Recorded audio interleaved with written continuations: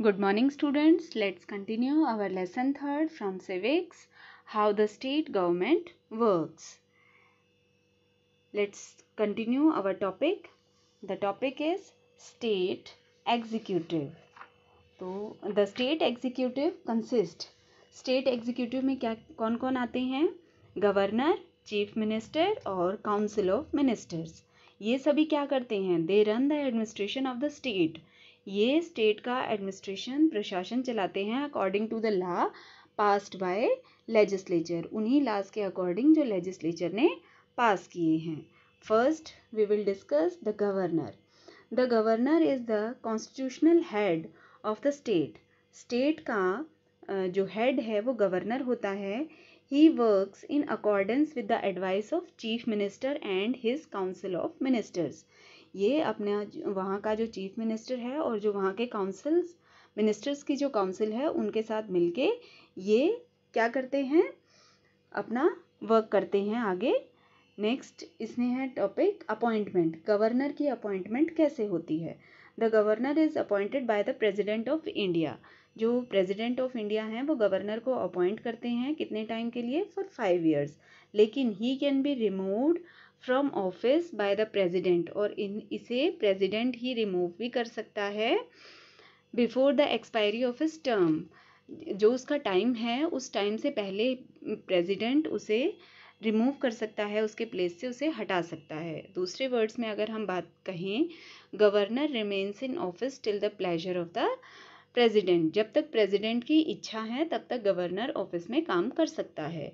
Next इसमें है qualification. First था इसमें अपॉइंटमेंट. अपॉइंट कौन करता है गवर्नर को? President of India. अब क्वालिफिकेशन क्या क्या होने चाहिए गवर्नर बनने के लिए? A person must be have the following qualification to become the governor of state. First qualification क्या है? फर्स्ट क्या रिक्वायरमेंट है कि he must be a citizen of India. He must have completed 35 years of age. He should not be holding any office. Means वो government employ नहीं होना चाहिए. Next he should not be the member of parliament और any state legislature. वो ना ही तो parliament का member होना चाहिए और ना ही स्टेट लेजिस्लेचर का मेंबर होना चाहिए. If he is a member of parliament or state legislature at the time of his appointment, his seat will be considered vacant from the time he assumed the office of governor.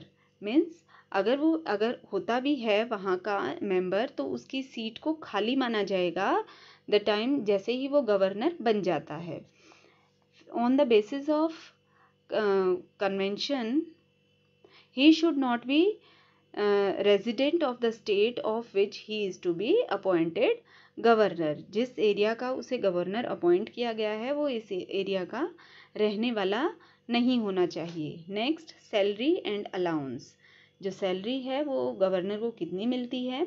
The governor of a state gets a salary plus a number of allowances which are fixed from time to time. Time to time उनकी salary और उनके जो allowance हैं वो fix किए जाते हैं.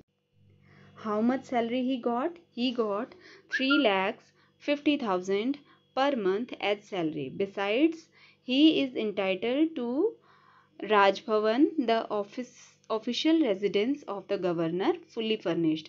तो उसे राजभवन में उसे ऑफिशियल रेजिडेंस दिया जाता है. नेक्स्ट इसमें है powers and function of the governor. एक गवर्नर की शक्तियाँ और काम क्या क्या हैं? The power and function of the government can be discussed as under. First उसका क्या है? फर्स्ट उसकी पावर है एग्जीक्यूटिव पावर. इसमें वो क्या कर सकता है? The governor is the chief executive head of the state. वो स्टेट का हेड है. All the executive power of the state are vested in him और हर. वो लेडीज भी हो सकता है और जेंट्स भी. विच ही और शी एक्सरसाइज हिमसेल्फ और हर सेल्फ और the advice of chief minister and council of ministers. जो हमने पहले ही डिस्कस किया कि गवर्नर जो है वो काम करता है किनकी एडवाइस के साथ? चीफ मिनिस्टर और काउंसिल ऑफ मिनिस्टर्स के साथ. तो सेकंड इसमें क्या है? एग्जीक्यूटिव पावर में उसकी सेकंड क्या है? गवर्नर क्या करता है? चीफ मिनिस्टर अपॉइंट करता है अपने स्टेट का. Other ministers are appointed by him on the advice of chief minister. Governor chief minister को अपॉइंट करता है और जो दूसरे मिनिस्टर्स हैं उनको अपॉइंट करने के लिए वो चीफ मिनिस्टर की एडवाइस लेता है.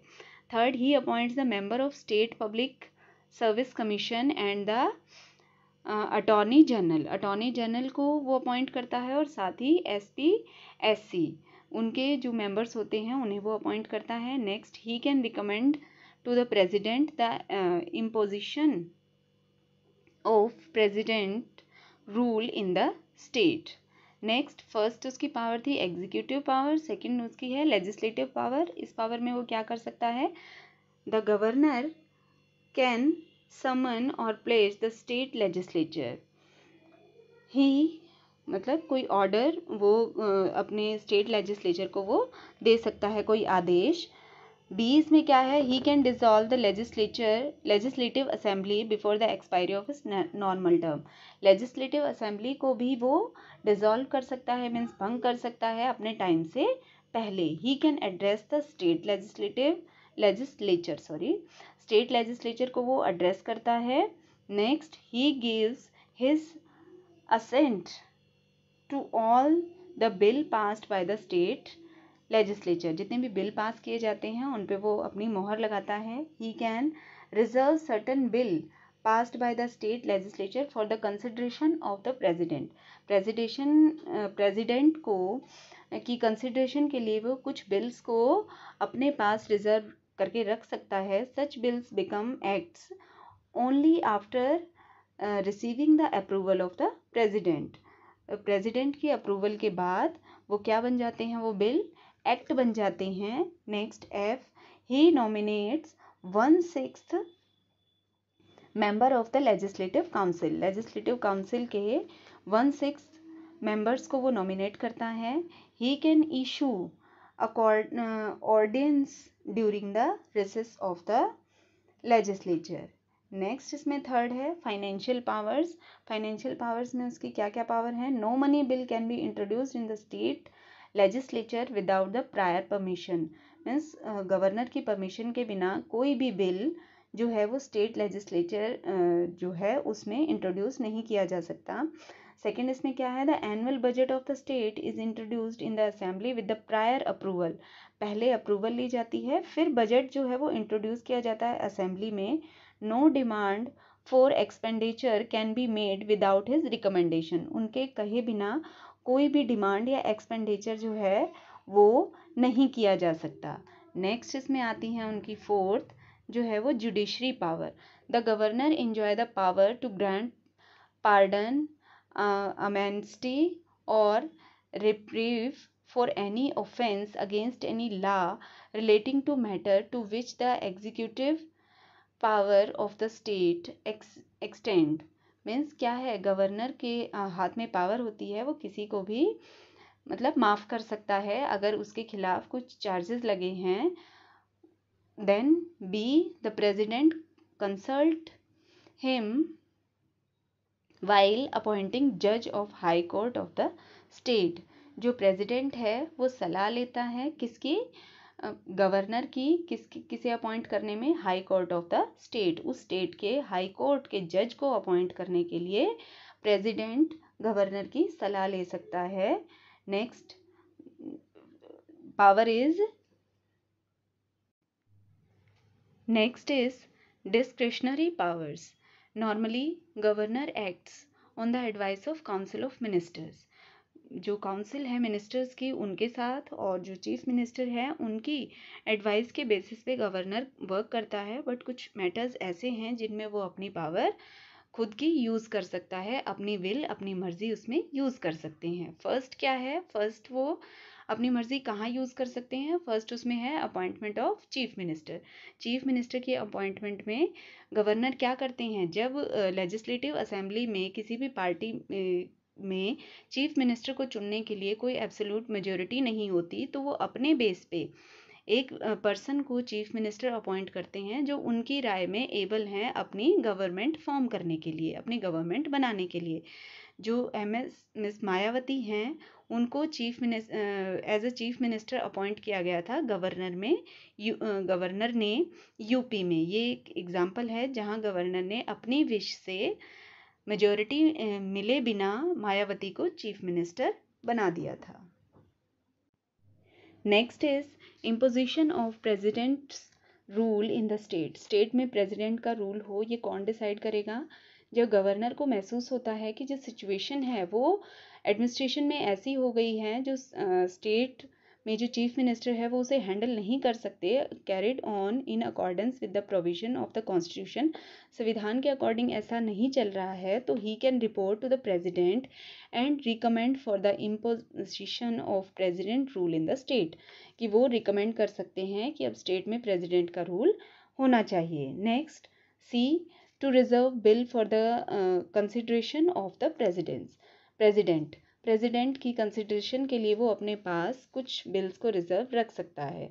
तो कुछ रूल्स ऐसे हैं जो स्टेट लेजिस्लेचर में पास हो जाते हैं in the violation of any central policy, कुछ वायलेशन होता है उसमें कुछ चेंज करना, कुछ अलग करना, policy of law, he can reserve that bill, वो उस बिल को अपने पास रख सकता है प्रेसिडेंट की कंसिडरेशन के लिए।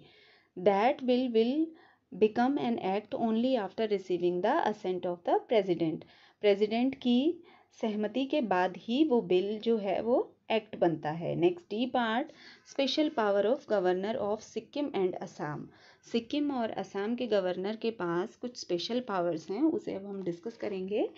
The governor of Sikkim has been given special power, जो सिक्किम के गवर्नर हैं उन्हें स्पेशल पावर्स दी गई हैं।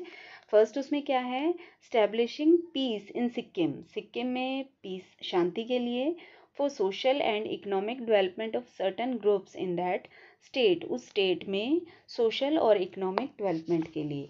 The governor of Assam has given special powers for looking after the interest of tribes in that states, उस स्टेट की जो ट्राइब जनजातियां हैं उनके ऊपर स्पेशली ध्यान देने के लिए असम के गवर्नर के पास कुछ स्पेशल पावर्स हैं। नेक्स्ट इसमें आता है position of governor, the constitutional position of the governor of any state is same as that of the president of the union, जैसे यूनियन लेवल पे, सेंटर लेवल पे प्रेसिडेंट की जो पोजीशन है वही स्टेट लेवल पे गवर्नर की position है। In theory, as that in theory he is the chief executive of the state, but in the practice he can hardly do anything in the administration except under the special circumstances, कुछ special circumstances में ही वो work करता है। The constitution says that the governor shall function with the aid and advice of the council of minister headed by the chief minister. When the state is put under presidents rule, the governor runs the administration, जब president का rule आ जाता है तो governor administration चलाता है of the state, उस state की जो एडमिनिस्ट्रेशन है वो गवर्नर के हाथों में चली जाती है।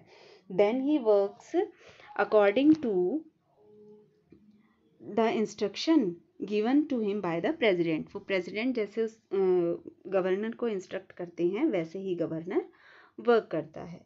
That's all for today. Remaining topics will be discussed in next video.